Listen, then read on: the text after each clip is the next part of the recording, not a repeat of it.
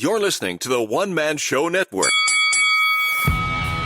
Welcome to the MMA Fight Picks Podcast with your host, Aaron Weinbaum. Hey everyone, and welcome to the MMA Fight Picks Podcast. I am your host, Aaron Weinbaum, and we're going to pick some fights. I'm so excited. It's been like a few weeks. I mean, we got so spoiled, event after event after event, and then nothing. We were forced to spend time with our families. We were forced to get to know our kids better, and I know you all were itching to get back to some fights. So you may notice I'm not in my big studio today. I'm at my dad's place up at the lake, putting away some stuff for him, getting things organized and whatnot for an Airbnb type of thing. So that's boring. That has nothing to do with fights. I'm trying to multi-stream here on Twitch, trying to really excite those 6 followers I have. And, of course, I'm on YouTube. And why am I brain fart here? Periscope as well. So the comments are open, so feel free to help me pick some fights. I see I got some people watching already. And if you do happen to be on YouTube, feel free to just click on the old subscribe button there. I would very much appreciate that. So let's get to it here. Let me pull up my notes here real quick. I'm only going to pick a few fights for this just because, let's face it, this card's on ABC and a lot of lesser-known guys here, and but it is what it is. Maybe there'll be less violence with lesser-known guys, but I doubt that. Usually these are the guys that are here to prove a point. But I am going to at least, I think I got 3 fights here to pick. Let's see, 4 fights, 5 fights, I don't know. How about we pick the first fight? And like I said, feel free to come along for the ride, as it were. All right, first up, Joaquin Buckley and Alessio De Chirico. I don't even know how to say this guy's name. Never heard of him before. Talk about Buckley first. This fight, of course, taking place at middleweight. Buckley 2 wins in a row, 2 knockouts in a row. Just beat Jordan Wright, but Impa Kazanginye, I don't know how to say that. I didn't know who Joaquin Buckley was until I saw this jump spinning back kick. It's like something you would practice, just to play around with your friends, just to see if you could pull it off. But, it was probably the craziest knockout I've seen, and I don't know if it wasn't the best of 2020 or not. Yeah, 2020. But it certainly had to have been up there, right? You would think. So we'll see here. I need to do something real quick. All right. Trying to mute my phone here so I don't get any more messages. So let's take a look at this Alessio here. Never heard of him before. And maybe here's why. He just lost to Zach Cummings. He just lost to Mahmoud Muradov. Lost to Kevin Holland. So the guy hasn't won since 2018. You think maybe... Now, I hate to be a conspiracy theorist, but I think they're building up Joaquin Buckley. And good for them for doing that, Why not? I don't think the UFC does enough of this. And I'm actually happy to see, for a change, that they are. So, good on them for building a guy up because we don't see enough of that. Let's see here. I'm trying to do something here and it ain't working out, so, alright, forget it. Oh, there it is. Copy length. Okay, anyway, I'm trying to help myself out here. I don't see how Buckley loses this fight, by the way. It's Buckley all the way. They're building him up. Upset of the year if he loses. Santiago Ponzinibbio, how exciting that he is back against Jingling Li.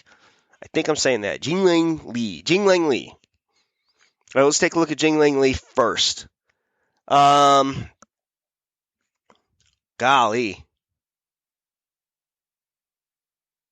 Just lost to Neil Magny. Okay, I remember this fight now. This was back in March of last year, so it's been a while since he's fought. He did beat Elijah Zaleski.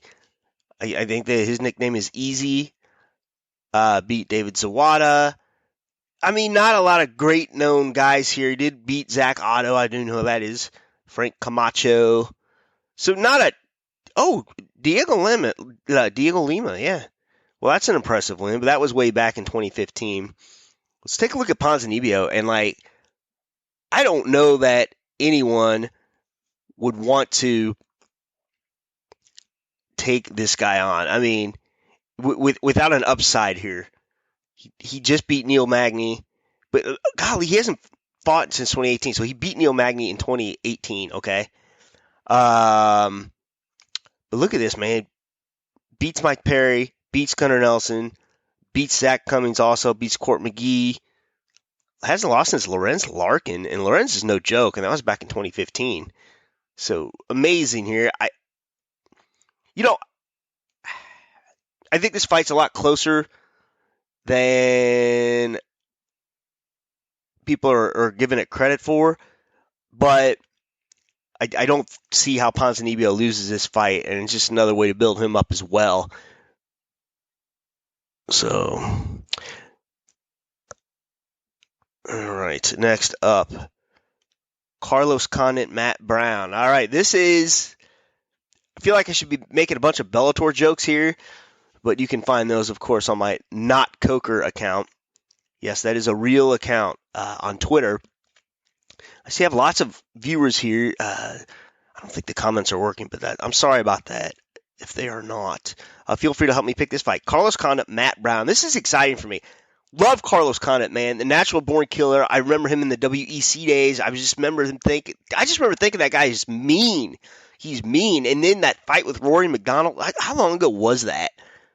Golly, it had to have been a million years ago now. Where he came back and beat him in a fight he was losing. And I believe there's some exchanges there where they could have stopped the fight in favor of Rory. But a violent fight. I can't believe that was 2010. I mean, it seems like yesterday. Let's take a look at a young Carlos Condit and his run here in the UFC, okay? His win streak, this is back in 2009. I'm going to go over these till he loses, okay? Jake Ellenberger, Rory McDonald, Dan Hardy, Dong Young Kim, Nick Diaz. Then he loses. 2012, George St. Pierre loses again, a decision to Johnny Hendricks. Comes back and beats Martin Kampmann. Broke his knee off in the Tyron Woodley fight. That's 2014. Beats Thiago Alves, and then kind of all went downhill from there. Starting in 2016, loses against Robbie Lawler, loses against Damian Maia. That fight was 4 years ago, 5 years ago. Holy shit! Wow. No, I mean a little over 4 years ago, but very, very amazing because I remember him in that fight. He got kind of caught with something. He's never been knocked out, by the way. Excuse me, but he got caught with something. Damian Maia, like a jab or something he wouldn't normally get caught in. And at that point, he was contemplating retirement here. Excuse me, had to hydrate. So then he loses to Neil Magny, loses to Cowboy Oliveira. Oh, he got choked out. That's right. Loses by Kimura to Mike Chiesa. Came back and win against Court McGee here last October. So here we go, fighting Matt Brown. Matt Brown, let's go back. He was on a huge winning streak at one time, too. This is going to be hard to pick. He has a win over Stephen Thompson. Let's not forget. Now, that was back in 2012. That's a different Stephen Thompson. Mike Swick when he was a big deal. Jordan Main when he was a big deal. Mike Pyle when he was a big deal. This is 2013. Eric Silva, and, he was on the roids.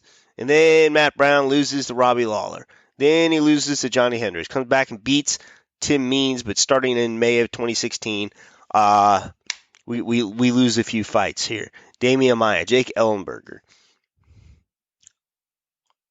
These are all finishes here. Donald Cerrone. Then came back and won a couple. Diego Sanchez. Starched him. I remember that fight.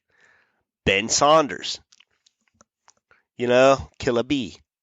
And just lost to Miguel Biaza. Round 2. So,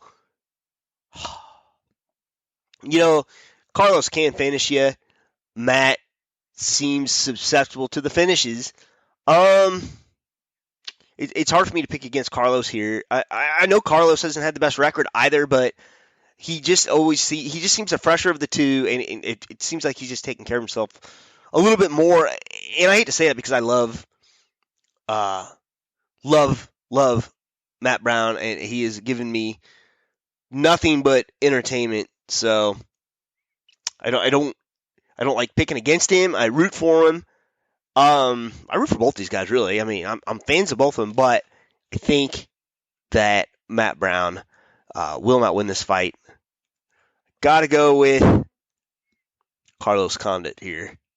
Okay, before I get to the main event here, I need to talk about today's sponsor. Yes, that is right. I have a sponsor. Sometimes I'm a big deal, right? Happy New Year's from our sponsor, Manscaped. Manscaped is the best in men's below-the-waist grooming, offering precision-engineered tools for your family jewels, and is here to help you have clean balls in the new year. Quarantine here is one thing. Quarantine ball sack? Nobody wants that. Come out of quarantine with clean balls thanks to the Lawnmower 3.0. The waterproof and skin-safe trimmer will reduce nicks to your two best friends, lefty and righty. The third-generation trimmer even has a light to shine a light to the promised land 2021 looks to be. Still have the Lawnmower 2.0? I did. No problem. I passed it down to somebody. I passed it down to my eldest son. It was a rite of passage. It was a wonderful moment. We took a picture. It was beautiful. And at the same time, you can treat your nuts to the newest space-age technology. Remember to also keep fresh down there. The Crop Preserver is an anti-chafing ball deodorant and moisturizer. I use it. I love it. You ready to put deodorant on your stinky-ass armpits? Why not put deodorant in the worst, smelliest part of your body? You don't get from under cheese just anywhere, but you get them from under your sack, and nobody wants that. And for on-the-go freshness, you'll love the Crop Reviver Ball Toner Spray. It's like a wake-up call for your nuts. It really is. It's like a nut spritz in the middle of the day. I've used it. I love it. Get 20% off plus free shipping with the code MMAFP at manscaped.com. Your balls will thank you. Again, get 20% off and free shipping with the code MMAFP at manscaped.com. That's, once again, 20% off with free shipping at manscaped.com. Use promo code MMAFP. New Year's, new balls. All right, let's get to the main event of the evening, shall we? Max Holloway versus Calvin Kattar.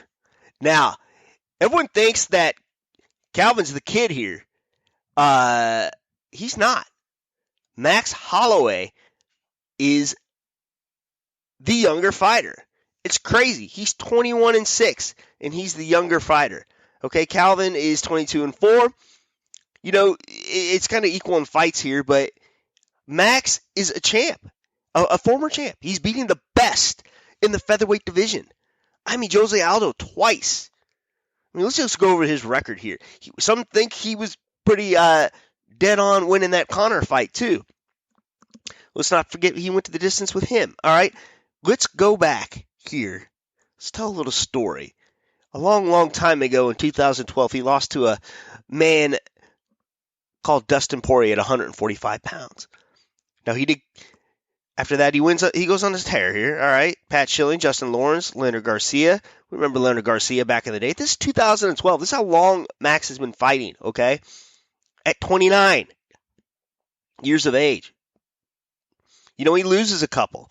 Dennis Bermudez, Conor McGregor. Anyone ever hear of that guy? No. Then, all of a sudden, here's the tear. Will Chope, Andre Feely, Clay Collard, Akira Corsani, Cole Miller, Cub Swanson, Charles Oliveira, Jeremy Stevens, Ricardo Lamas, Anthony Pettis. You remember that? Jose Aldo. Insane. And then Jose Aldo again. Brian Ortega. And then he loses going up in weight to Dustin Poirier. I'm going to tell you my opinion on that fight. Okay, Max did not look like he was fighting at 155 pounds. He looked like he was fighting at 145 pounds and just didn't cut the extra 10. He was doughy. If he does come back and fight 155 pounds, I'd like to see him really make a run at it and put on some real weight. Some, just a little bit of muscle, a little bit of girth there, if you will. Comes back, beats Frankie Edgar, then loses twice to Alexander Volkanovski. I need to hydrate again, sorry. Amazing. And some say he won both those fights, some say he won one of those fights, whatever. But he's got to get past Calvin Kattar, who is no joke and is on quite a streak in his own right. Let's take a look, shall we? Just beat Dan Ige. Just beat Jeremy Stephens. Did lose to Zabit. Beat Ricardo Lamas. Beat Chris Fishgold. Can you say Chris Fishgold fast when you read it? There's something that goes backwards in my brain when I try to read Chris Fishgold. I have to say it very slowly. Lost to Hanan Makano.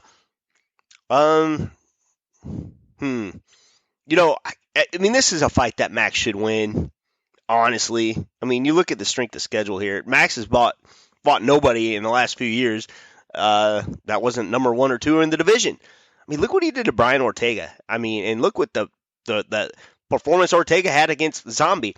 Now, was that a much improved Ortega, or is Max just that good? And I kind of maybe think it's a combination of the two. So, we'll see. We'll see. But I got Holloway in this fight. I don't know how, Volkanovski being the champ, I don't know how close this brings him back to another title shot. I don't know that anyone wants to see a third fight right now between Volkanovski and Max, but I think Volkanovski is defending against Brian Ortega, so we'll see. We'll see. But yeah, Max has not fought anyone in over 2 years. This will be 2 years. That's not named Alexander Volkanovski. We're dating back to December. I'm sorry, not 2 years. My bad. It's more like a year. Like 13 months. I'm trying to do my 2021 math here. Since December of 2019. So, very interesting here. But Max, I got Max in this one. And that's it. We did it. Thanks for joining. I am so sorry if my comments didn't work, but we'll get her straightened out. And until next time, I think we're picking... No, we're not picking Connor yet next week. We're picking... Let me just take a look-see here. Connor is a week from Saturday. Then we have a fight on Wednesday. I'm trying to pull it up here. It's not working. There it is. Okay. Oh, yeah. Mike Chiesa, Neil Magny. That card looks sick, and I'm looking forward to pick that. I'm fans of both these guys. I mean, how can you not be a fan? How can you not be a fan of Mike Chiesa or Neil Magny? I mean, both these guys are just scrapping machines, And I want to take a look at just a quick look-see here. Yeah, some decent fights on here. We're going to talk about this next week. So probably Sunday, because we gotta do 2 next week. So until next time, we'll see y'all next week. Shalom. Please remember to support the podcast by visiting the affiliate links on AaronSaysWhat.com.